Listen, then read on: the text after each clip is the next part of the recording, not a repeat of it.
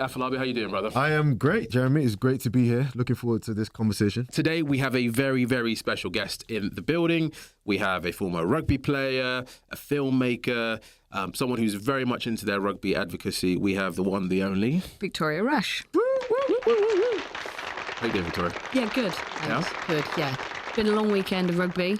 I can't complain because I love it. But Cardiff Saturday, England Wales, which was an unfortunate game, really, wasn't it, for the Welsh? Great game for England. Of course. Yeah, of course. Almost awkwardly good. I think there's a certain point where you actually just feel uncomfortable. I did not. It's like, did you not? No, I actually left with 10 minutes to go to skip the train queues to get back. I was like, what's the point in standing another 10,000 people back to get the train home? But coming out of Cardiff. Yeah. It's because you're like stadium right in the centre of the city, which I kind of rate in a way. Yeah. I agree. On the way in. More of a vibe So have you done it? I've never, not been more. On the way in, it's great because you can be 2 streets away in the pub and then it takes you 5 minutes to get in. Whereas like Twickenham, you're a good 20-25 minute walk before you get to the stadium. People do say that stadium is probably the best atmosphere-wise. What do you think? Principality? Yeah. Yeah. You think out of all Murrayfield. Okay. I'd give it to Murrayfield. Yeah. There's something kind of rough and ready and real rugby about Murrayfield. And the anthem, which everyone talks about. But the anthem live is unreal. Yeah. Okay. I love Twickenham because it's home, but there are better atmospheres at stadiums. Oh, Twickenham's great when we're winning well. Yeah. But otherwise, I don't think I've done the Principality with the roof shut before either. Which was it was warm in there. Really? I have never been warm in a rugby stadium before, unless it's been like Dubai. Yeah. It was to the point like scarf or jacket off, like hot, sat up there. I mean, I was right at the top, so it was warm, but still.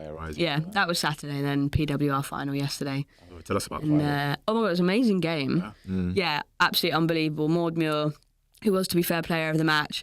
There's a whole thing on socials about her facials through the game. Unbelievable. And if I could find a clip, I'll send it to you guys. It was so good. So she was, there's a reason she was player of the match, but atmosphere was great, fans were great. Halftime mascot race was great, but I was in it, so, you know. I mean, you won, right? Nah. I celebrated like I did because turns out Sharky, who did win, was so far ahead that no one even knew he'd crossed the line. That was a whole thing. That's been loads of fun this week. Hottest job ever. I got to the end. You run less than 100 meters. I mean, something obstacles in the way, but I got to the end and you can't breathe the air in because of the mask. So I was just hyperventilating in the suit. You're not allowed to take the head off. Yeah. You've got to stay in character. Whole like Disney thing. Kids can't see that as a human. Either way, we're in it for them. I was there like, I think I'm gonna die. How's that come about? So how does one become mascot? God. There's probably a few versions of this story, but my version is at the beginning of the season, I saw a clip from the NFL last year. They do like Pee-wees versus mascot halftime stuff. And there's a viral clip of like mascot with the ball and smashing a kid out the way. Okay. Funny, right? So I sent it. I know the head of comms at the PWR, Paul Morgan, really well. Great guy. Used to be at Prem Rugby. I was like, I've seen this. We've got to do it. Like whatever it takes, we've got to find a way. And he was like, health and safety, kids and mascots. There's no way we're going to get it. Yeah, I know. But I also can see like if you smash a kid in the face, how you could get some problems. And then I kind of kept on him all season about it. And I won't say it was my idea. I'm pretty sure they already had the idea, but pretend it was mine. And a couple of weeks ago I saw him and he said, yeah, look, mascot race is happening. We've announced it. It's going to be amazing. We need a ringer for one of the mascots. Okay. Would you do it? I was like, I don't even know why you've asked. Sign me up. And I played for Quins briefly a long time ago, and it was Emily the Bear from Harlequins. He was like, it's a perfect match for you. It's your team. Go do. Message the guys at Quins. I know them well enough. I was like, look, can I come down? Can I try it on? Show me how to put it on. Want to check how to move and, real game plan in my head. I'm impressed. So then went and made some really stupid content, like running around the stoop in the suit, warming up and stuff. Yeah. Had a great week. If you could go back, how would you prepare yourself better for that? How do you win the mascot race? Right, how you actually win is you knock everyone else over at the start, is what I've noticed. Because Sharky won because he didn't fall over, whereas everyone else got like taken out right on the first. We're all, and then like Sari the camel pushed me back down whilst I was trying to get up. Like there was no love lost in this. We were all hugging each other beforehand, just like good luck, like what happens happens. And they gave us this health and safety briefing before. No one's listening to that. Carefully get in the ball pit, roll in. Yeah. I found a video of it earlier. I just went head first, arms in, head first, straight. It's like, fuck it. Whatever happens, happens here. Just, you've got to get there. And then you had to dive at the celebration onto a crash mat at the end. So I was like, Harlequins, Ash Splash. Yeah. Go for it. Got a great picture of like arms right out. Yeah. I love that. Well, you touched on it a little bit. That was chaos, sorry. I love beautiful. You're like, how are you? I've got stories. Tell us a little bit about you and your like introduction into rugby, how you got into it. I started playing rugby at uni when I was like 19, so really late. Yeah. And I think it's like partly because rugby wasn't that accessible. It was quite a long time ago. I'm actually quite old. So I'd never tried it before, and I played hockey before that. I was a goalkeeper, and if it's a hockey goalkeeper, it was basically the reason I did it, as I was told you can run into people. It is actually part of the job. Where I was like, sign me up for this. As a hockey keeper, you can run into. You can slide into people's legs as long as you're on the floor. You can't just run straight into them, but as long as you're on the floor, you can slide into people's legs and take them out.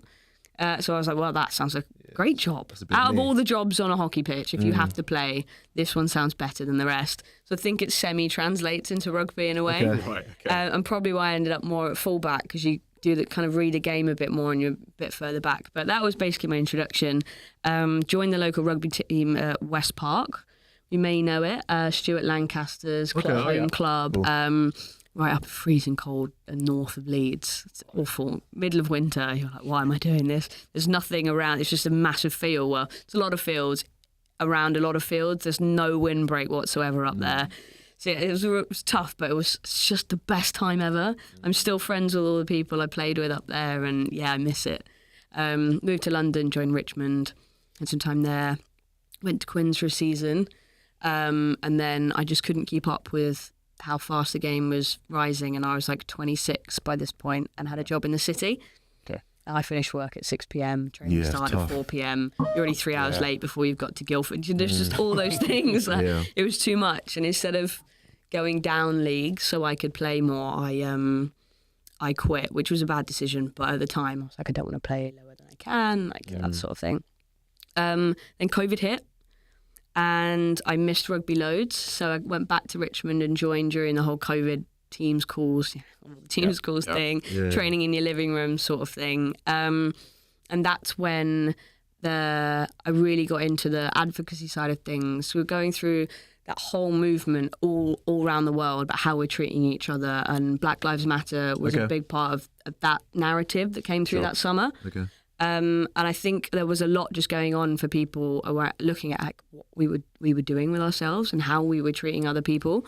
And part of what I kind of saw within the women's game was that female athletes were just being ignored as generally cared about. Okay. So that it all came about when Canterbury launched Ireland's international kit with the Irish players. You may remember this. And then they launched the female kit by superimposing the kit onto female models. You literally could have just superimposed it onto the players. It really wasn't that difficult to get right. They said it was because the shoe didn't go ahead and all these things. And it was called out by someone on Twitter, and created this huge Twitter storm about how female athletes don't deserve to be models and who would want to look like that. And I was like, well, hang on. Joe Marler and Ellis Genge and forwards are models for the men's kit. It's got nothing to do with what they look like. It's got everything to do with how well they play. So why is the standard different for women? What's it got to do with what they look like in the kit? Or anything to do with that. It's about kids growing up knowing that if they played for their country, they would be seen and deserved in the right way. And then create this conversation about what women deserve. And that. So I created this hashtag, I am enough. It was about, for me anyway, it was about women being able to tell themselves in the mirror, you are enough, I am enough. Tell yourself that until you believe it. Don't seek external validation, seek internal validation. But it could mean to other people, whatever that might be. It didn't really matter. Sorry. So just quick, were you already in the sport in terms of like from a media standpoint, or this was just you creating a hashtag by yourself? Well, I basically wrote this massive message out and sent it to loads of people on Instagram who played rugby all around the world, to the point where every day I kept getting banned from sending messages to people that didn't follow me. And then I'd wait till the ban would lift and send a bunch more, and then I'd get again. No, they just banned me from messaging people. Literally, Instagram was like, stop it. So I just kept every day, and then it would lift 24 hours later, and then I'd go again. Just messaging, said, look, on Thursday, I'd love to make it a day about us all coming together. Post a photo, whether you're in your kit or in your makeup or in your fake tan or just covered in mud. So don't care. Messaging women? Yeah, all female players, anyone I could think of, and then sending it into WhatsApp groups and just whatever, just find a way. I woke up in the morning on the Thursday, and my phone has never done anything like that before. And I actually turned it off halfway through the day because I didn't know what to do with all this influx of being tagged in things. Yeah. I love that. You wanted to go viral. Yeah, and then I was like, I don't know what to do. It's scary. I was like, I didn't think anyone would do this. I just thought it'd be my friends. But it wasn't. It was players from America through to Australia and New Zealand. So it was all day. Yeah. And everyone got involved from international level to grassroots level. And the movement was phenomenal. And it went on for a while. People kept getting involved. And the more people do it, the more it gets picked up, that kind of thing. And then after a while, I sort of sat back and went, hang on. Great, empowered women, how do we fix the problem? Because this is an echo chamber of people telling other people who already know about the problem that there's a problem, but it's not telling the people who have the solution that there's a problem. So I spent a few months like back and forth on this. How do we actually fix what we all agree on? And that is telling the decision makers there's a problem without blaming them for the problem, because they're going to be predominantly your dad's age and over 40 white male in a decision-making position. Like, that's roughly the demographic of person who holds the key to the solution. So I was thinking, right, if it was my dad, how would I get this message to him? And we were in this big conflict, I think, in society where everyone who felt like they were being blamed wasn't their fault was then fighting back. Going, well, I didn't do it, so it's not my problem to fix it. It's your problem. You go solve it. Right. And for me, I was like, we can't start that argument. It's someone else's fault. That's irrelevant. Yeah. How are we collectively going to fix this? I'm not here to blame you. I'm here to ask for your help. Yeah. So it's like, how do you frame this problem by not saying it's all white men's fault, but by saying, here's a problem I would like to try and get your empathy for. So how do I get the story to you in a way that you'll empathise with it rather than the way you'll feel blame? Yeah. So it was quite a deep, like, we're really going to have to work a way around this. Okay. And then on the flip side, I was like, actually, young girls just deserve to see the rugby players they love on TV, because I never got to see that. Yeah. So how do I bring the two things together? There's actually quite a lot to Know Women No Try in the end. Yeah. There's so many layers of it, and I never really get through all of them, because sometimes you're like, documentary on women's rugby, great. There's actually loads of thought that went into it. No, I love the doc. I think there's so many topics that you cover in terms of... Yeah, we did. There's body image.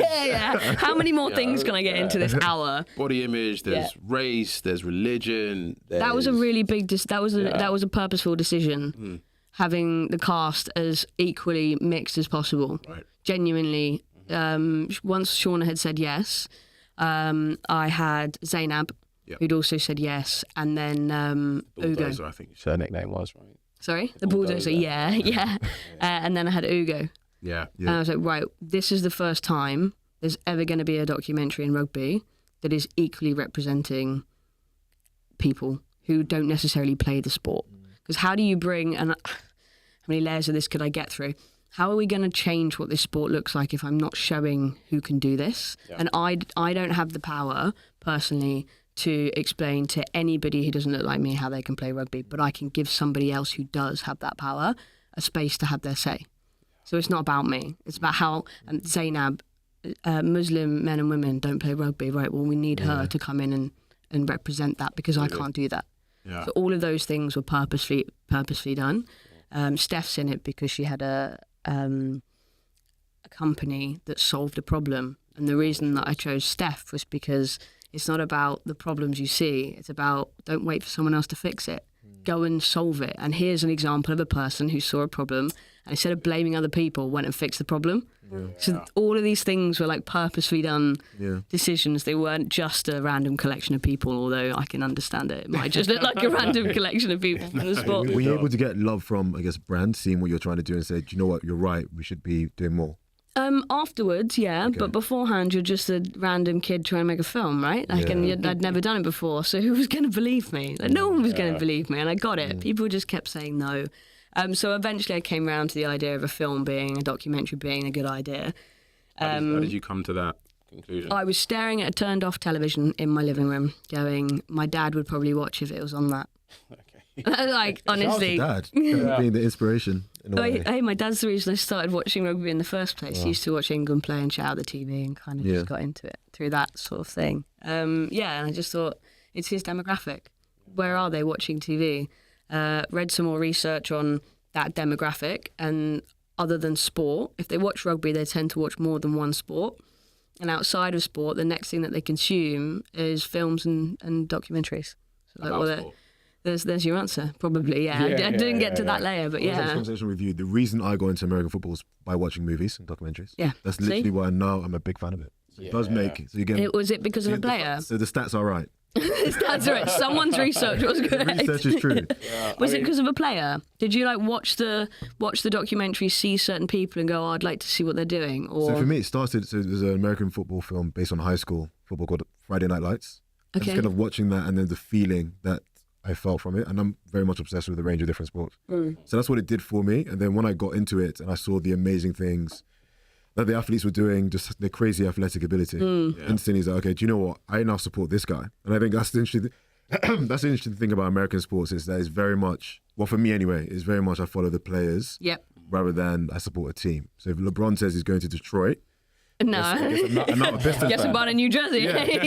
There's something in that, and that's why I wanted a player like Shauna to be the front of the doc, because for whatever like England Rugby or any other union will say, it's about an individual. You watch sport because of an individual. So Shauna was the reason you'd watch the film, see her, go watch her play for Quins, and then because she played for England, go watch England, and then you continue to follow those teams. But you came through the player. So all this bullshit. I don't know if you swear on this or not, but talk your mind. Sorry, all this bullshit about it's about the team in rugby. Yeah, I get it on the pitch it is, but you have to grow up and realise the world has changed. And having stars off the pitch does not detract from them on the pitch. Ilona Mayer, fucking great example of it. And I am sure there is some problems among the women's game of other people who play having a real issue with how big she is. And I can't say that with any factual integrity behind it. There's a feeling that you see online and think there must be players who have a real problem with her. I think there's always, it's in particular, it's tall poppy syndrome, right? In rugby, in comparison to most sports, is that we are so fixated on traditions and this is the way the game should be played, and no one's above the team. We've only recently had our names, players' names. Crazy. What? How stupid is that? I genuinely went into Quins a couple of years ago and sat down with Laurie, their CEO, and said, look, I really think you should put the names on the back of the shirts for the semi-finals, because you're watching this and trying to find the player you like. If you can't see them, you're not really bought in. And it didn't. About 2 seasons later, it happened, and I was like, how slow? I mean, that's the fastest turnaround I've seen anything in rugby anyway. But like, how long does it take to realise it's not even putting their names on the back doesn't make it about them. It just brings you in. Like kids, they want to see their favourite player. How do they find them? Absolutely. They don't know what they look like. And I think, someone like Ilona, she just gets it, right? She just gets every single aspect. She grafts. She wasn't famous overnight, which people seem to think she was. It was like Tokyo, the last Olympics, whatever year that was. What year was that? 2020? 2020. Must be 2020. Yeah, so last year. Yeah, so it must be 2020. She obviously became really famous from being the first person to make the joke about the cardboard beds and all that sort of content. Yeah. But she's not stopped in between Olympics to become famous and blew up at the last one, yes. But she spent 4 years defining a model that would work and then hit it hard. Yeah. Absolutely. And then became well known because of that. But it wasn't just this random stroke of luck that she now has millions of followers on every channel. Absolutely. Yeah. And I think one thing that the men's game in particular can learn from Ilona, And I think the women's game is going to benefit from it regardless. But I think women are just generally better at social media anyway. So they're much better at getting agree. They're much more better at getting their personality out there in like a natural way. Once the men feel more comfortable just being their stupid, relaxed selves on social media, we'll see them growing. It's coming though, right? Like you can feel it happening a little bit. Some of the players start to post a bit more. My favourite piece of content, and I don't genuinely mean this, but my favourite piece of content is when the boys go back into camp, in England camp, they all post within 48 hours of great to be back in the jersey, great to be back with the boys, 3 photos from training of them all with really clear sponsor logos that they have clearly been emailed with 5 or 6 different lines that they can post so they don't have to come up with anything, and they all post it. Like, damn, that was so creative. Every time, literally every time. The content that seems to be, and this is crazy, the content that seems to be hitting the most with England rugby right now is the chef. Yeah. Yeah, well, I mean, food content, it's not genius, is it? Let's be honest. But the chef, like him and the chocolate biscuits and the chicken goujons and the sushi after a game. But we all want that. Yeah. It's access we don't have, right? Everyone just wants things they can't see or do. Yeah. And food content's, I mean, I wonder how long someone has been pitching food content for to finally get... So that's not rugby. To finally get sign off. That must have been on a deck for at least 6 years. Wow. And someone's finally got like the okay, whoever the producer is has finally got the okay and been like, okay, try it. And it went mad. I've got a question on, I guess, with social media. So Ilona now, with obviously Bristol not making it to the final, do you think that would have been better for women's rugby? Because like, just thinking about other sports now where sometimes they might force a way to make those 2 teams kind of get to the final.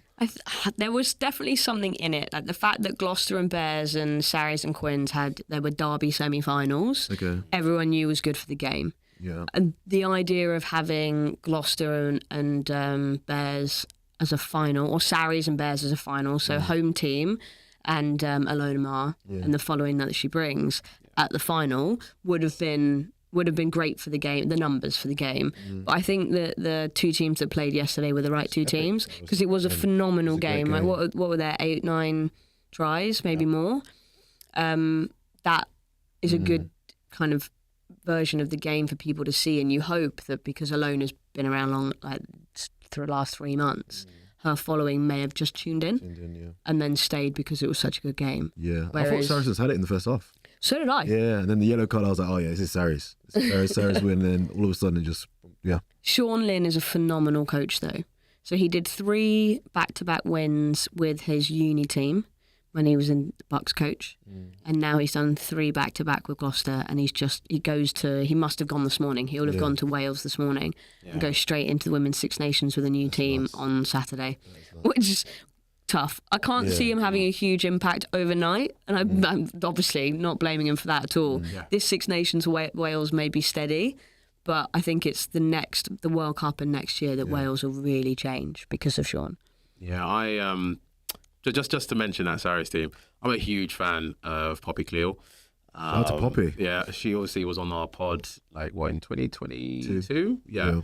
And I think she is one of the best personalities in rugby as well, but also she's an incredible player. And I'm hoping that, some of the following that maybe Ilona and the rest of the guys have will rub off on players like that who are just incredible players, and that they'll benefit from having that bigger audience participate in the sport as well. I was going to say, in terms of the three-peat, again, so do you think that's a problem in terms of same team winning over and over again? A couple of years ago, it was only ever Quins and Sarries in the final. Yeah. So it'll come in phases, and now Sean's gone, what will happen to Gloucester?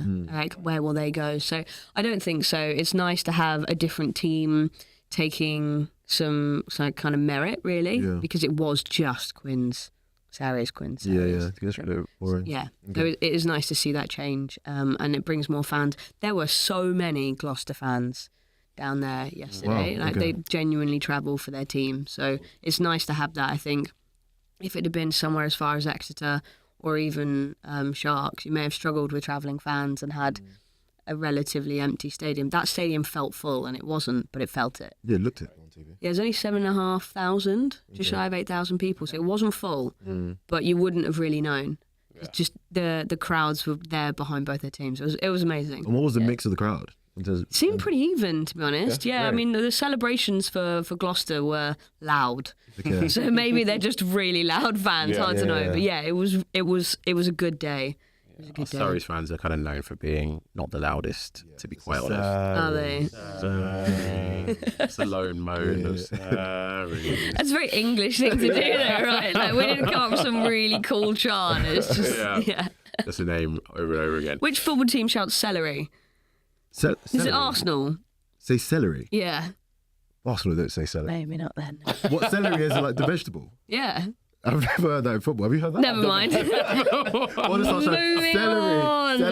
I have no idea. Anyone got celery? That's what I was going to ask. Yeah, I don't know. I'm going to have to Google this. Huh? Yeah, okay, great. Sorry, I know nothing about men's football, so. Okay, so we've done the documentary now, and that was done in 2021. Tell us, has there been positive change in the game since then? Yeah, yesterday's a phenomenal example of it. Yeah. Definitely. There were good crowds back then, but now you've got all the social media following, you've got people being paid better. Yeah, there's always going to be a question around pay. Even for them, then there's questions around pay. So you're going to have that. And as everything rises, you're just going to get more questions, right? It's going to be more problems, but these problems are inherently good problems in comparison to where we were. Definitely. The players are getting better. Kids are coming through like 19, 20 and are going to England campus, phenomenal players already. Whereas when I was that age, it wasn't really a thing. It wasn't a career path you could genuinely look at. Yeah. Now it is a career path for these kids. So yeah, I would say everything twofold is better. Sponsorship, funding, visibility, TV time. It'd be great to have more TV time, but rugby needs more TV time, full stop. That's a whole But I also problem. think it'd be better if it was kind of in one place. Because No, really? You don't want 15 subscriptions? no, absolutely not. And just for the men's game as well, actually. Yeah, like, having it 100%. all in one place is just so... Like, you know how the Premier League was Sky Sports? Yeah, now it's all over. And now it's everywhere. And I was just like, guys, come on. Well, I think the best case scenario would be it being on BBC or ITV, because again, it's affordable, because not everyone can afford to pay for a subscription. What, Again, TNT's like, what, 30 quid a month? Yeah. I mean, but you Wild. get a decent amount with TNT, to be fair. But all I watch is the rugby, so I don't so get a you decent don't- amount. Like, it's utterly You're not getting pointless. good value for your I money, get no. like 2 games a month that I actually watch on it. And then what? Europeans gone over to Premier Sport. Brilliant news. So I'm actually not buying that. That's strong. I've hit a limit. I'm done with this. Somebody just pick a damn lane. I thought Premier Sport collapsed years ago. Nah, maybe. No? I think as an Irish investor, I don't know enough, football, but Oh, do they? Yeah, La Liga's they on there. definitely lent hard into getting into rugby for some reason. I don't know why. Yeah. No. I think they collapsed and then came back, and then they were like, because I think there was a period where Champions League football and Premier League was on there for a little bit. That's probably why they collapsed. Let's be honest. Like, this is too expensive. Yeah, exactly. I would just love to see all the international stuff on free-to-air TV. I mean, Six Nations has obviously now been... Yeah. Can't imagine how stressful that deal was to put together since it's only just been announced. But the women's stuff is usually on iPlayer, so it's not just on broadcast TV. The World Cup will be, but still, why isn't it just there on broadcast TV without having to go like fish for it somewhere? Because my parents or someone's grandparents aren't going to do that, are they? They're just going to kind of... Someone does it for them, or they just can't watch it. Yeah, so we'll get there. So, And now we have the Women's Six Nations coming up. And yeah, we do. one Saturday. of my favourite decisions was them separating it in terms of timing wise, right? Genuinely a COVID accident, but who cares? Yeah, exactly. End result is the end result. And now we're going to be able to just focus and pay attention to that without having to worry about the under-20s and the men's Six Nations. Yeah. Tell us, who are you thinking is going to win the whole thing? Well, Red Roses are going to win the whole thing. It's kind of a walkover at this point. Yeah. The final at Twickenham will be good because the England-France game. So I'd say their aim is to see, I think my guess is that England Rugby's aim is to see how many tickets sell, knowing they're aiming for a sold-out Twickenham for the World Cup final. So it's a bit of a barometer of where we're at on, That's interesting. Okay. on kind of popularity. But it'll be a good day out anyway. If it's a nice sunny day, as ever. A couple of years ago, I was there in the bowl at the end of the game, everyone started singing Sweet Caroline, and I've never had that at the women's game before at the end. So I just sort of lost my mind a little bit and just dancing around in the on the edge of the pitch. Like, I don't know why. I've done it before at the rugby, but for some reason it was at the women's game, and I just, it did feel different. So I think England will walk it. Ireland and Wales, I think, will be a bit of a surprise. Anything could happen. They're both contenders. Scotland are a lot better, so I'll be interested to see where France are. I have some questions about how much their game's risen in comparison to the others rising too. Okay. So I don't know a lot about how their domestic sort of setup's going. So England, but without question. So we were just talking about this in terms of the competitiveness of the games, and do you think that hurts the game with England being such clear favourites? It's so tough, isn't it? Because if they were all level, you'd have to bring England down a little bit, and then you'd get, hopefully you just bring everybody up, right? But you'd get all the social media stuff, but they're just not good enough, and it's just a bit rubbish watching it or whatever. So I don't know if big walkovers bring in new fans a little bit, going, they're so good, or it's hard. I guess England have pumped more resource into it for a longer period of time, so they're always going to be better. Yeah. I've kind of described it as that All Blacks period where they were just so much better than everybody else for such a long period of time. Yeah. And it has obviously evened out now for the men's game, but I think the Red Roses are kind of like that, really. They're just so dominant, everyone struggles, and the only game they've lost in like the last 4 years is that one final. I saw like 51 and that is crazy. Yeah. They've lost one match. Yeah, but that one match was the World Cup final. So I had the debate then. So what makes you the best team in the world? Winning the World Cup or being world number one? It has to be winning it all. I don't think so, because now I would say quite easily. Well, they're ranked number one. They are ranked number one, but they didn't win the World Cup. Yeah. So what makes you the best team in the world? I think it has to be the trophy again, because that is the whole point of that, is to decide who is the best. And if on the day you've not been able to kind of handle your business, that one time, not handle your business, then you can't say, well, we've won the last 50 games or 51 games. So they could have been against anyone, right?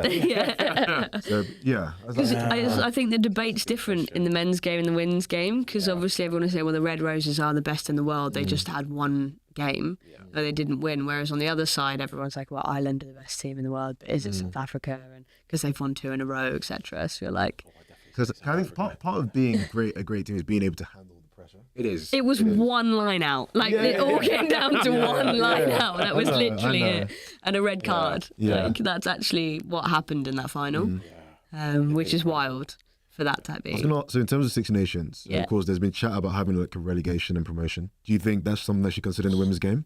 Does that make it more, I guess, for the teams that maybe don't do as well? Yeah, I guess there's something for like Spain, a really good up and coming team in the women's game. Okay. They are one of the only teams in the world that have currently qualified for like the Women's World Cup, the next Men's World Cup, all the sevens men's and women's tournaments. Like, they're in everything, whereas there's a lot of top tier nations who haven't actually done that. Yeah. So they're clearly on the rise, and where do they go except to second tier, like Six Nations with Georgia or something? But the women's game has the WXV.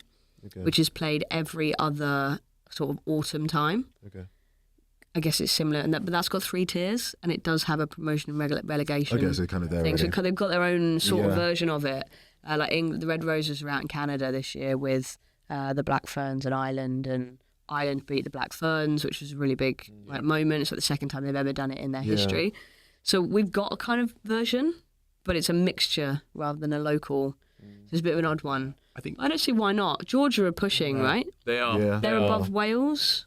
I mean, they'll probably still lose to Wales, but I don't know. Not right. Well, based off the weekend, I don't know about that. No, I think they'll probably still get not a hammering. It'll probably be a close game, but there should be a playoff game, in my opinion. Again, what we just said about not being traditionalist anymore and trying to grow the game. It's got to change. And one of the things about women rugby that I'm desperate for them not to do is try and do the exact same of what the men's game. Tell me about because we all know the financial state of men's rugby. So why would you want to copy that? Do better, be better. Yeah. So instead of going for like a Lions tour, instead do like a World XI or or something like So, that. so you don't think, because wasn't there chat about them doing a women's Lions tour? Yeah, it's confirmed in 2027 in Australia. It's happening. So my thing on that was, it could be a Lions tour, but why does it have to be to Australia, South Africa, and New Zealand? Why can't it be to Canada and the USA? We're trying to break the USA. Alona's broken America. Why aren't we going there? But also, instead of them, they could bring the Southern teams together, right? Say that again, sorry. They could bring the Southern teams together and create their own British and Irish Lions versus the that is exciting to Northern me. Hemisphere, Southern Hemisphere. Yeah. All-Stars, right? For example, in the men's game, I am like, okay, I'm not going to jinx us just yet, but I think they're going to do pretty well against Australia, right? And instead of playing the Australian provincial teams, why don't you get Fiji to play the British and Irish Lions? Why don't you get Samoa in there? Why don't you get those Pacific Islanders? Because they kill them. Yeah. That's a challenge. It's not as competitive. No, but I think we're talking about giving these guys more game time, giving them higher competition. Because when Fiji comes bring together, Japan down. They're great fun. Japan, exactly, but we played. So the British and Irish Lions played Japan in Scotland. True. Before the last set. Who are they playing? Are they playing Argentina in Dublin this time? Aren't they? Yeah. So I think stuff like that is a great way of growing the game, and just changing. But just like the women's game, please do not copy exact word for word. I said that from the start. Why? Yeah. I like the idea of the All-Stars though. Again, like obviously that's works kind of works in the NBA. So again, it could work. Well, I think there's something in this like content creator style league. What's the Sidemen thing that's just happened in football? I know I'm talking like I definitely don't watch football, but the Sidemen. The Sidemen, that thing that was on the internet the other day. The following it gets is huge. Yeah. I'm in loads of WhatsApp groups of all sorts of things, like sports, business stuff. But people, all they were doing was talking about how their kids were watching it, and mums talking about how their daughters had it on because that content creator that they like was playing in it, so they were invested in it. Like, well, there's something in that, and I know rugby's contact, and there's some safety elements, but there's got to be a way around this. Well, we say this, but like the state of origin is huge. And that is essentially just the best of the North versus the best of the South in rugby, in Aussie rules. And Aussie rules or rugby league? One of the two, right? Same. And honestly, that is the biggest thing in Australia. When we were there for the England tour, and that was going on, that was 10 times bigger than England versus Australia. But now I even think about it. So talking about the Sidemen, I believe the video with Kai Cenat, who's one of the creators, Kai Cenat and Speed, was like the best performing video for Adidas. See? Which is mental. So again, I'm intrigued to see how those brands are going to now navigate and maybe start putting more money behind those guys and going away from traditional athletes. Yeah, which is a problem for athletes in itself. Yeah. Right? Yeah. I think there's also something about a content creator bubble that's got to burst sooner or later, right? Like there's so much of it. I think there's a way for it to work in sport when they're doing things, but just people making content, there's got to be a limit to it, right? Because I feel like do you know what? So I feel like, again, no shade on England, but I feel like they love to kind of have the Love Island guys. That's like their way of pushing it over. No shit on Love Island either. But first thing the last people that won Love Island did was go straight to Twickenham game, like the day after they got back, right? I guess maybe they're affordable. Did that bring Did that bring an audience to rugby? I don't know. I don't know if they're influential though. Yeah, to me, I don't consider them influential. That's a really interesting thing, right? There's a difference between having a large following and having a significant engagement, right? Yeah. And I think brands care more about engagement than just all out numbers. Are they smart enough to care about engagement? I bloody hope so.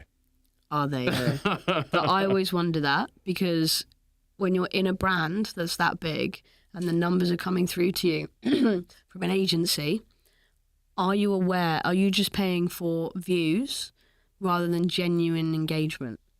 So like, it looked great that you went to that thing, congrats. But what influence did they have on the people then watching the game again and coming, or were they just like, it's cool that so-and-so went to that thing that one time, but completely forgot about it? Like, what is a like and a comment compared to an actual influence of, I should have probably go to that next time. Here's so-and-so Love Islander that just had a really fancy lunch. That's not an actual England Rugby experience. Have you had a pint of Guinness poured on you? that's an England rugby experience.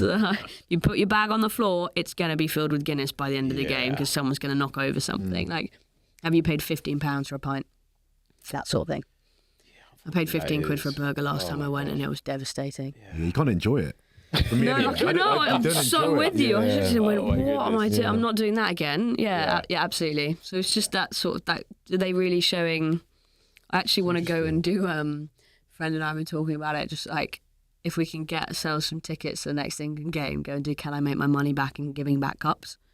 Just a whole video, and then donate the money that you make to charity, because obviously you can't keep that, but just run around, just like the fun of like, right, where do we find these cups and how fast can you make your money? Can you make your money back before kickoff? Did they accept the cups back before kickoff? I have no idea. Right. I'm sure you could strike a deal with them, like we're doing this content, pushing the game. Falling the first hurdle. It just things like that. I think that is, you get a bit more of a behind the scenes of actual Twickenham and rugby and being involved in the game day rather than just those like high life experiences that actually people don't go to.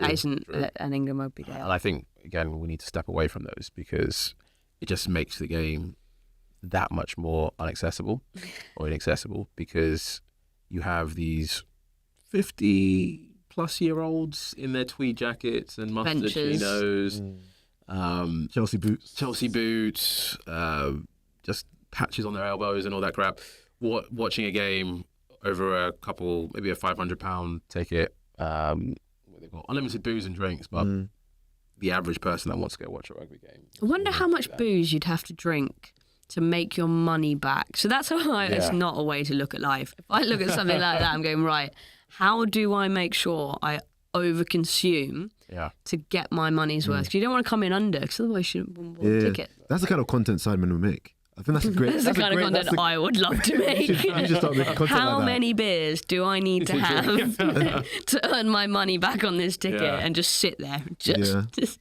get through it? A couple of £15 burgers would help.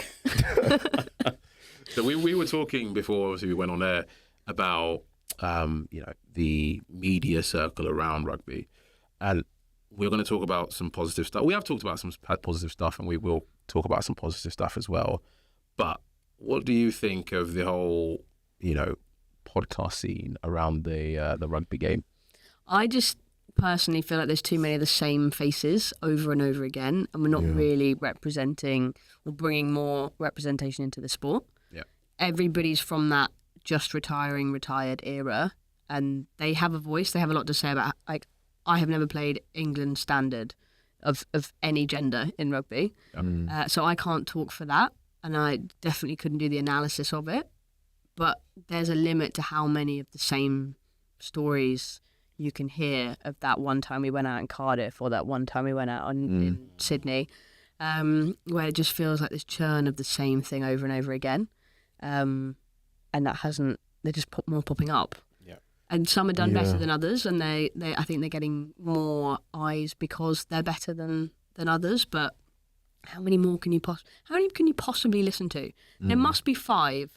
So that's a minimum of 5 hours of podcasts a week if you were to listen to all of them, and then consume the video on socials as well.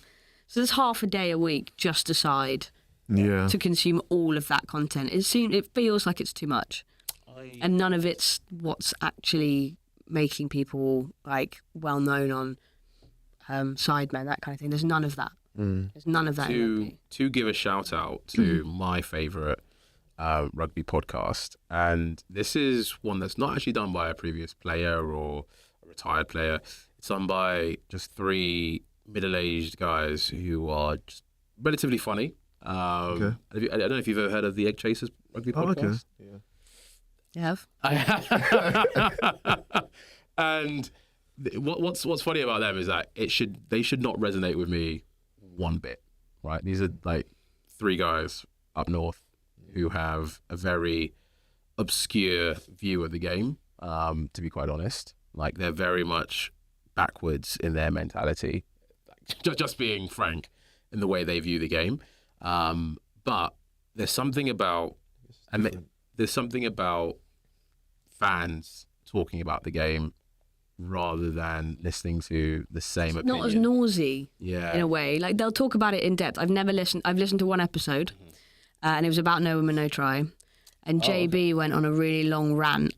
They actually talked about it for an hour, which I was like, fair play. Oh, we love that. Thanks for telling everyone about it, guys. I went on a really long JB's rant an about arse. how... He's not. No. No, he's an ass. Are we keeping that in? Yeah, no, you can keep that in. No, but he's the arse that in your friendship group you're like, oh my god, shut up, say mate. that. So they gave him a microphone. Yeah, exactly. Okay. He basically went on a rant about how No Woman, No Try. I just collected opinions that fitted my personal view of the world, a lot like flat earthers do. And I was like, Ooh. fair. Do you know? I've Well, never I've been missed that episode. described as one of those before. Yeah. But look, he went a whole hour episode telling us how it was shit. Really? That's. Yeah, the whole thing. Oh, It was wow. he just dug into each person one by one. And then it was I don't know how far into it he got before he'd given up watching it, which Wow, so you they know, lost. don't like a anything listener then. instantly. But that was I did the listen to the last time. whole episode, Yeah. and Never been back- I never didn't been feel back. like I could really. Yeah, well, resonate. no, I think no we, I love think there. we, I think we'd If lost each you're- I feel other offended. pretty far. I think if your first interaction with them is them ripping into your documentary, Yeah, I'd probably Very want fair. to go back and listen again. Hey, look, I've always said you make it in life when you get your first troll. Yeah. Yeah. And if it's JB, then fair play. Look, Yeah. he still gave an audience of people who were never going to hear about No Woman, No Try an hour's worth of airtime. I can't buy that because somebody else may have, hopefully at least one person that listened to the episode went and watched it. And that's all I'm really after. Yeah. So positive or negative commentary, give a shit. I hope if one of your listeners went and watched it because they wouldn't have seen me on social media promoting it, then great, he's done me a favour. So call me a flat earther. Did you feel like there was a lot of kind of going back to it? So did you feel like there was a lot of positive feedback off the back of the doc? Definitely, yeah. But I'm also right in the centre of it. So all the noise was going to come to me and very be few nice, people yeah. were going to have anything particularly directly Yeah. nasty to say. What I did get was loads of messages from men and dads. Either being like, can't wait to watch my daughter, like, thank you so much. Or blokes actually saying it really resonated with me. I found rugby because it was a space I'd never been comfortable before. Yeah. And now I have that home and I've never really watched anything that's told me it was okay to feel that way. Yeah. So I was getting these like essays from these people all the time. And they were coming through in numbers to start with. And then I was starting to get one a week and one a month. And I still get a few now. Every once in a while, randomly, I'll just get this message request of somebody giving me this huge essay about it.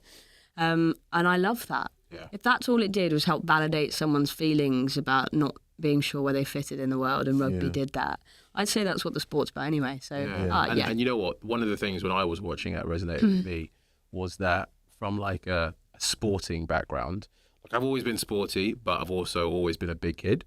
And with rugby, there's a perfect position for me, and that's being a prop forward and bending over and pushing really hard, and then plodding around the pitch a little bit, and then getting back into a scrum.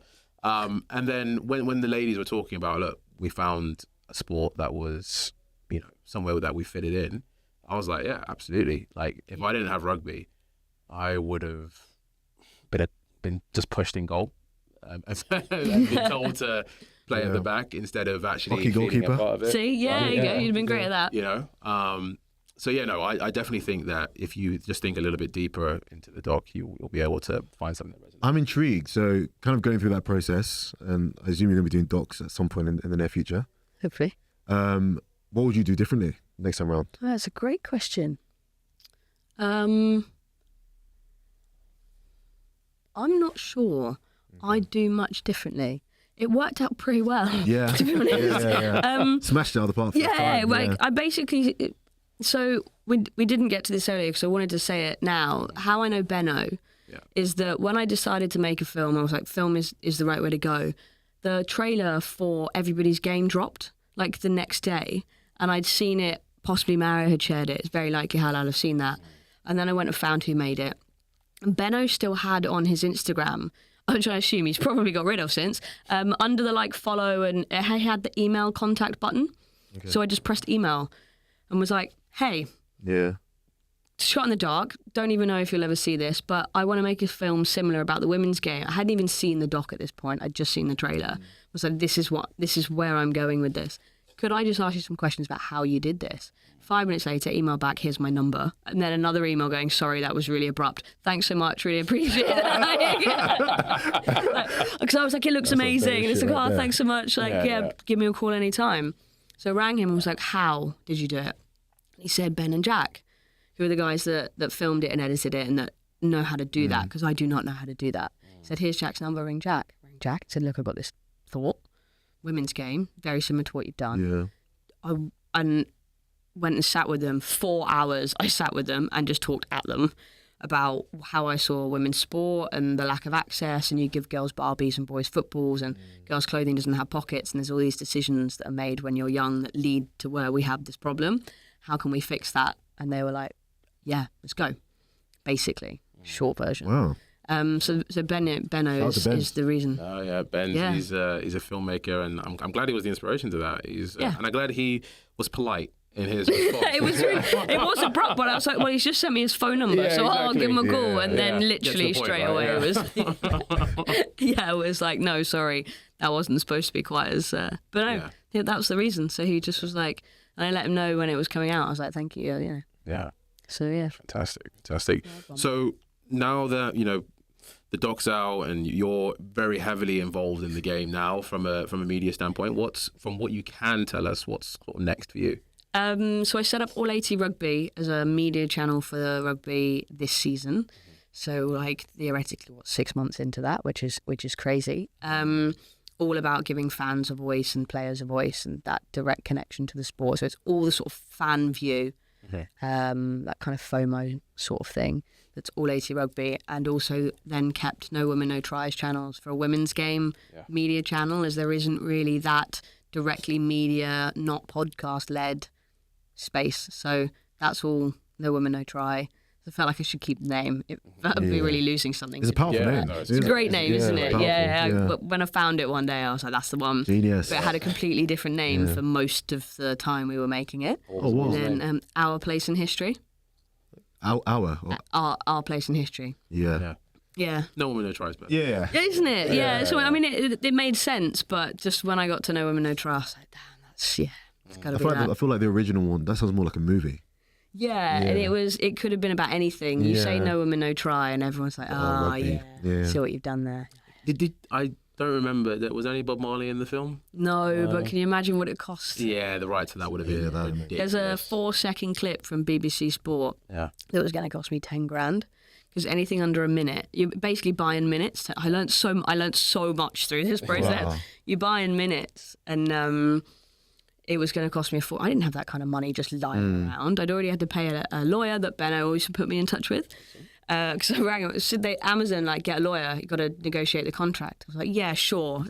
Got one on speed dial. And they're like, it's got to be an entertainment. And I was like, Benno, help, please. I'm sorry, but help me.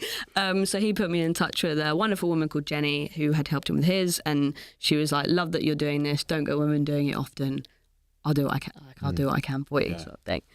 How did I get there? What was I talking about? Train of thought. Well, you were talking about the lawyers, money. Fee the minute that it cost me. God. So talked to the guy on the phone at Getty Images, or the licensing, and started explaining what it was about. I was like, it's just this 1 minute clip about women's rugby. I'm making a doc about women's game. It's got Shauna Brown in it and Hugo Monye, and he was like, oh God, I'm a Harlequins fan.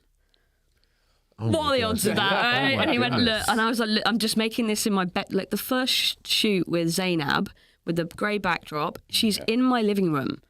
We shot it in my living room. This was just maybe it'll go on YouTube thing. So he went, look, let me go speak to my manager and let me just see what I can do for you. And came back with such a small price in comparison. I can't remember what it was now, but it might have been half. Which is wild, because I was using 4 seconds. Can you imagine? It's the most expensive thing ever. So just all that stuff that you learn that you wouldn't know going into it. But I'm kind of glad I did it that way. I did it the hardest possible way, by knowing nothing and knowing nobody and just guessing my way through hurdles. Production companies telling me it wasn't worth making, and which always spurred me on. I'm like, tell me no and I'll go do it. So why did they think it wasn't worth doing? Probably because they weren't sure they'd be able to sell it. Okay, there's nothing like it existed. Okay. There's still no other women's rugby documentary on a major streaming platform. So they just probably thought, oh, it would just be too expensive to make. And if no one buys it, then what? So I was like, Yeah. Do you feel like all the other professional women's sports should be pushing one another? Or do you think everyone should be different? Like, yeah, why trying to not? get some football fans, Content cricket creators fans. are being like brought in now across Okay. sports. Like it's become a thing. Like if you make football content, you're starting to get invited to rugby games and cricket games. And I think they're realising if you like sport, you like probably it, yeah. like other sports. Yeah. So it's not just have a niche, but you'll end up doing other things because of it. Because otherwise you'd Because I think there are so many, women's sports that could benefit from, like, you look at boxing right now. Like, I feel like women's boxing has been huge, has like had a huge resurgence right now. I think, some of the Olympic sports, like Olympic weightlifting for women. Olympic sports actually really struggle, don't they? I never really knew. They just get paid so little. Struggle, yeah. And It's these wild. are like the number one. Yeah. On the What are you talking about? planet. The people that win, get gold, silver, No, bronze? yes, Yeah, but I'm talking about but- the ones that are winning, like, sort of more niche events. Oh, yeah. For example, like the women's 100 meter, she's fine. Right? Yeah, true. But even like money in it rowers is and tough. stuff, Yeah, money they in it is just tough. there's Yeah. 4 years between, so they just get a bit of funding. Like half of them have to have actual jobs, and they usually end up working for big fours and companies that'll give them leeway on their time and stuff. But Also roll them out.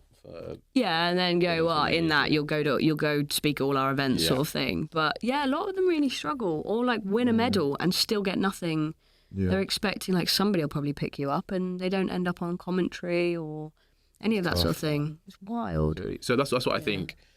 The approach that you've taken with creating this documentary about the game and widening horizons to it is the approach that I think almost all of them should be taking. Because I think the thing that makes No Woman, No Try really special, and the thing that makes most sporting documentaries special, is the stories about the people. And It's a journey, isn't it? exactly. Whenever you watch like an ESPN 30 for 30, it's a story about the people in that makes it so like engaging and That's why I'm really glad England and rugby said no, because they'd have tailored it to their narrative they were trying to push, rather than I had freedom because everyone just kept thinking I was some random person with a camera that didn't know what they're doing, which wasn't actually an inaccurate description of what was going on. But I knew that the person's story, Zainab's story, Shauna's story, Steph's story about being bullied at school, that's what brings people in. And I don't know if this helped, and maybe it did, but I always wanted to get into TV and film as a kid. I have probably watched most films. I also studied drama, which means I've read thousands of plays and I understand how stories are written. Okay. So I went into it before we started filming with 3 acts, 3 and a peak point of the story where you had to stop being negative and start bringing people in as to the happiness that comes after. Yeah. And I understood how to create that narrative. I genuinely think that's why it worked so well, is because I wasn't going at it going, right, England rugby need to push a message. I went, how do we tell a story to get that empathy I was talking about earlier that brings people in? What are men going to understand? Well, being bullied for being too overweight or too big or whatever. That isn't a gendered problem. That's an everybody problem. Everybody knows what it's like to be bullied. Yeah. So how do you tell that story?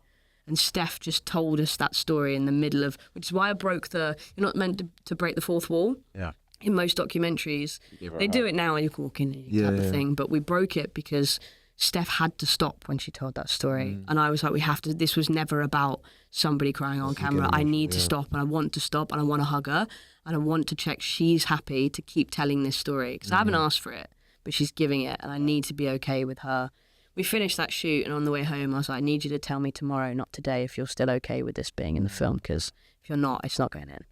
It's great. It's gold for what we're doing, but I'm not here to exploit that for you. That's great from you as well. What the hell did those guys have a problem with the film about, now that I think about it?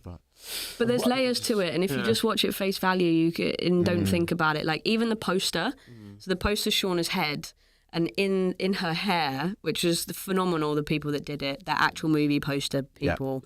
I'll explain that in a second. But in the hair, there's a shot of Steph playing, and in the background, they put in a full crowd. And the reason being that what we're looking towards in the poster is the future of the sport, where the women's game sold out crowds. But what you actually just look at is rugby, and then you kind of go, oh, it makes sense. But there were reasons everything was done that way. There's a reason we had a red carpet and we did the premiere at the Ham Yard Hotel in London, where the 1917 premiered and all that, because never been done before. Yeah. So no one could take a step back. I was raising the bar, and no one had a choice but to go up again. You couldn't be seen as a union if you did it to have a shit premiere in comparison to mine. You couldn't, right? Like their egos would hurt too much for a start, and you can't do it worse than it's been done before. That's why the poster was done by Hollywood movie poster makers, because it's what they do for a living, and I knew it'd be the best it could be. So layers to these decision making. Sorry. With that in mind, your thoughts on Full Contact? It had so much potential, and I never finished the first season. Wow. And I haven't watched the second. Wow. I think it's shot beautifully. I have no idea who made it.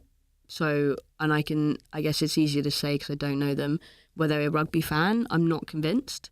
Were we trying to force that F1 model into this? Because I really struggled to keep up with what was going on, and I'd watched the Six Nations when it happened, and yet we kept jumping between teams. We weren't following the tournament.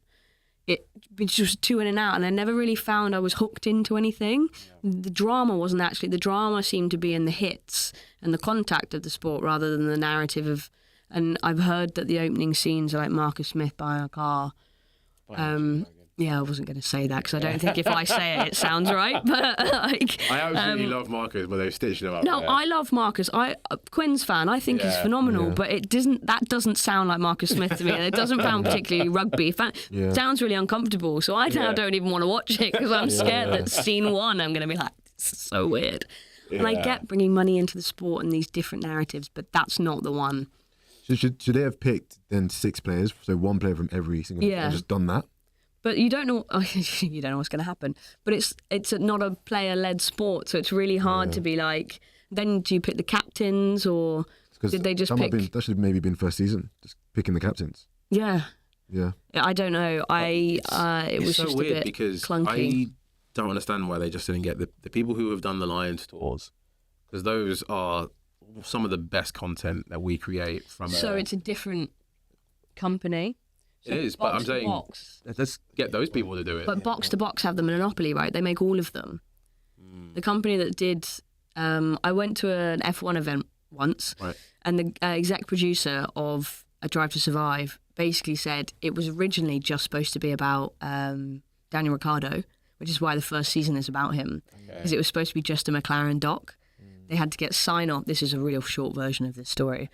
My abbreviated version. They had to get sign-off from F1. F1 realised it was not a bad idea, so basically just took it off them, made it about the whole thing, but I think to appease McLaren, made it just about, it was still just kind of about him. The whole first season really followed him predominantly, and then it blew up, and they were like, great idea. So then F1 owned it, not McLaren. Got you. So the Lions idea, I think, I feel is a bit of a problem.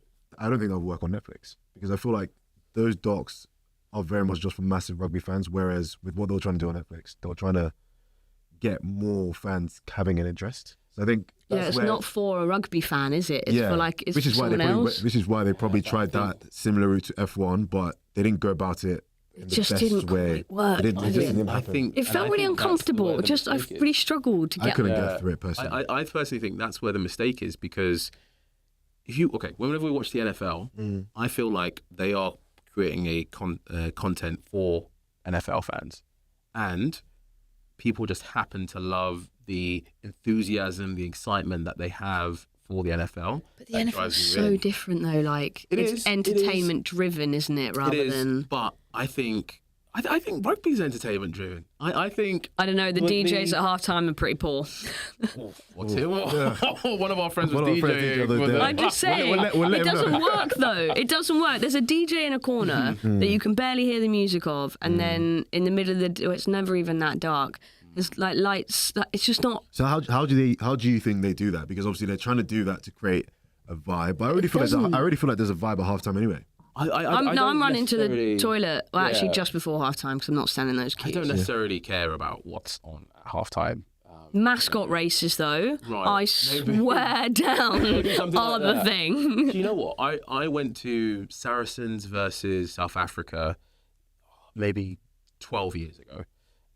That's interesting. It was like an at actual Twickenham. Springboks team or like an A team? It was the Springboks, but it didn't have the full strength. Right, okay, fine. That sounds mean otherwise. And at half time, this is one of the things I remember the most out of that game. It had a fan kicking from the halfway line. That's very American. Very American. And he got it. He won like... What, through the post? Through the post. Wild. Or maybe it was a crossbar challenge, actually. One of the two, but he got it. And he won like, I don't know, £10,000 or whatever. And it was huge. That stuff, behind that. Stuff like that. How many fans can kick from the halfway to the crossbar? Just one guy. Yeah, he probably got signed a week later. But I just think, I know we've complained a little bit about the game today, but I just think it's an amazing game.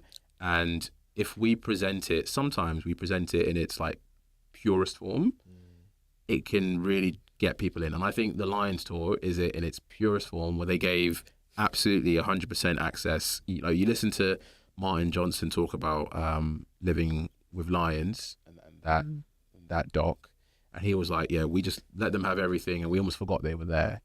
And when you have that level of access and it's not scripted, you hear, you know, the guys having those incredible speeches, and it doesn't feel staged. I think that's how you get people to care about rugby. That's where Full Contact struggled, didn't they?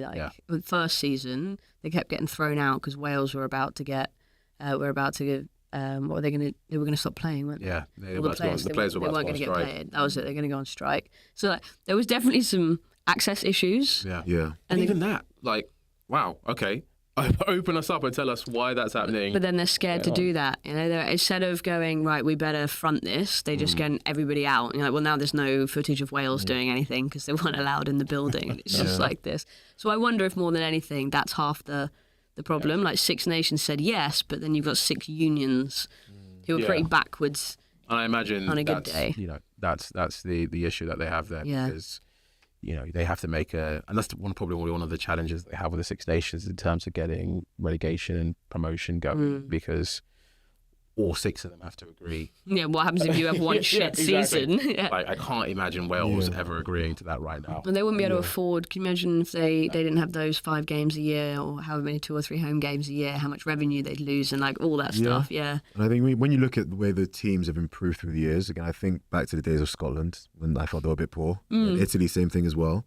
And now, they did their thing this year. So I think maybe that's where it's a good thing to kind of keep it steady. You don't have a promotion and relegation, because it almost ensures that the quality can improve. Yeah. And Scotland used to be my second team in the Six Nations, and then they started beating England, and I was like, oh, that's that then. Because they were always the underdogs, and you kind of wanted them to win a little bit, and they're a bit scrappy about it. Yeah. Sorry, you can't. And then 4 and 5 years ago, they started beating England at Twickenham. I was like, that's that then. But then Italy started winning the odd one. Yeah, Italy looked good. That Garabisi kick when he celebrated like it was a World Cup moment. I just loved that for him. Everybody celebrated. I'm a big fan of he beat Wales. A few of those Italy players. Yeah. In particular, that 12 and 13. Cello and Brex. Crazy amount of flair. Yeah. Wow, okay. Awesome. So, Victoria, let us know, where can we see you next? Where are you going to be? What's going on? Well, Women's Six Nations is in, 4 or 5 days? And then I'm desperate to go down to the Lions tour, but, you know, it's a long way. It's a really long way. And then back for the Women's World Cup. So no women, no try for everything rugby, women's rugby related, and all 80 rugby for just random chats with fans, which is carnage some days. Do you think there's anything that the women's game can take from the men's game and the men's game can take from the women's game? Men's game would definitely be like getting the personalities out there, more social content, because they're just, where is it? Yeah. Like, you feel like Anton Dupont right now could be doing some great stuff around what he's going to do whilst he recovers, but he'll probably just shut down and have a couple of photos posted from brands or him as he goes through it. Just like, how open is he going to be about that kind of thing? Yeah. Women's game, nothing. Anything the girls are doing well? Do you know England, like the men's team could probably steal that? What, just like access wise? Or just in terms of something they're doing well? Sometimes I really love some of the girls in there, like Sarah Byrne. There's a lot about her home renovations with her partner. Okay. And those are great because it genuinely just is Sarah Byrne. Whereas when I see the boys doing like, come with me to a day at camp, you know that actually the videographer at England Rugby's filmed it, cut it together, and then said, voice over this and I'll post it for you. And it just feels very not them. Okay. I'd just love to know them. You want like a grainy video where the quality of the video is not it's shit. Yeah. And you know they've done it because they probably little don't know where to put the Yeah. phone properly. And that's actually what content looks like now. Okay. It's just like your dad with a phone sort of stuff. That stuff does really well for a reason. You're right. And I guess talking about Dupont and a few other girls as well. So let's say you had to put together a team of sevens, like a sevens team, mixture of men's and women. Yeah. Which 7 players are you picking from around the world? Your team, and you're like, we are beating anyone that comes. Is that 'cause they're good at rugby or they're good at content? They could both. Both. Oh my God. Maddie Levy, Portia Woodman, without question. They're just so good. They're going to be really obvious ones, I think. You'd have to pick Anton Dupont. Everyone does. I interview people now and say, please don't say Anton Dupont. Yeah. Because everyone's going to say him. But if he can do both. And how do you argue with that? I actually think it'd be really funny to see Alfie Barbary play sevens. Okay. I don't know if he'd be any good at it, but I think he'd be really fun to watch playing, so I put him in there. Under on the side. yeah. He's just a bit of a character, isn't he? Like, he's really lovable. Yeah. I think he'd be a really good hugger. I think you get a really good hug from him. He seems like... You might have to set that up. Set it up. That seems weird. But No. yeah. He just looks like the kind of guy that if he gave you a hug, like, you'd really feel it. Okay. That sort of thing. Interesting. Bella might be able to. Like if you're having a bad day, he'd make it better. Okay. Anyway, who else? Meg Jones. Okay. I think she's great. I really do. I think she's got such a good personality as well. Like she's We do need vibes in the sevens team, so yeah. do need vibes. She's Yeah, definitely. You can see her being vibes. I actually don't know that many men's sevens players. It can be from 15s. Doesn't have to be. I'm just running through all like Six Nations teams that I've just seen over the last few weeks. You'd have to put Ilona Mayer in there, wouldn't you? Yeah. You want to watch it. You want people from the States to come. I think that's the big thing. I like the thinking. People from the getting States. content, Reasons. fun. Otherwise, we're just content. randomly picking people for the sake of it. Because she'd bring the States, so that would bring the money and the investment. And then, so that's got to be at least 6 people. There's currently only one bloke in there. It's Afo Jez, bless him. He's really outnumbered. He'd have a great time with that. You'd need someone who's actually really good at sevens. There's that American guy that's been on the circuit recently. I don't know his name. I've seen all the highlights of him. We just have him down as American guy. American guy. I think he's just moved over from NFL potentially. Okay. And like every time he gets the ball, no one could stop him. Yeah. Which I rate. What do you think about rugby players playing NFL? I feel as if because American football, just even the movement is a big challenge. I mean, when players are trying to play like running back or wide receiver, I think I'm trying to be nice. You don't need to be. No, we're trying to be nice. I just think just in terms of they don't look natural. I think that's how I see it, especially from the rugby players kind of going that way. So I feel like they don't look as natural. But at the same time, I love people trying things out. Again, so I love that aspect of it. But when I do watch them play, I'm like, that looks awkward or that doesn't look. And American football, obviously wearing a helmet, that probably doesn't help as well, kind of having to do that. Do you think we should bring more of them over? Because obviously like, they don't have grassroots sport in the States, which I find really weird in the way that we do. If you don't play Premiership rugby, you can still play on the weekends. But if you don't make it into the NFL, there's not really like the same level of keep playing for your local team type thing, is there? They have pro rugby out there, though, for America. Yeah, they've got rugby, but that's what I'm like, shouldn't we be going and sweeping up all of those players that don't make it into the NFL and bring them into rugby, even like over here, and bring that... Surely they've got to have some skills that would... It's tough, though. Is it easy to like play American football for like 20 years and then probably not now learn to pass a rugby ball? Probably not. Like for me, I find it interesting when I see Americans, like I love basketball, that can't kick a football. Like, really? Struggle to kind of kick a football. Interesting. It's like an awkward action for them. So I think that might be the challenge, if they would actually be able to if you got pass a a good, rugby ball like, or learn how to tackle. There's always one of those kids at school, though, right, that was just good at everything. Yeah. So if you get a couple of them, they're good enough. They probably work out how to... Or just put them somewhere like flanker where they don't hold the ball very often. Just let them run into people. I imagine as long as they get the tackle height right, it'd probably hurt quite a lot. Fitness would be another issue. as well, because American football is very. They don't do anything. Well, it's very like you play a bit of American football. Like it's very like high speed, like high energy, and then like there's huge breaks. Yeah. There's ads. In That rugby, ad breaks are wild. Yo, get to that breakdown, bro. Like, there's no rest here. Like get to the breakdown, get back in position. So I think that would be the biggest challenge. Yeah, absolutely.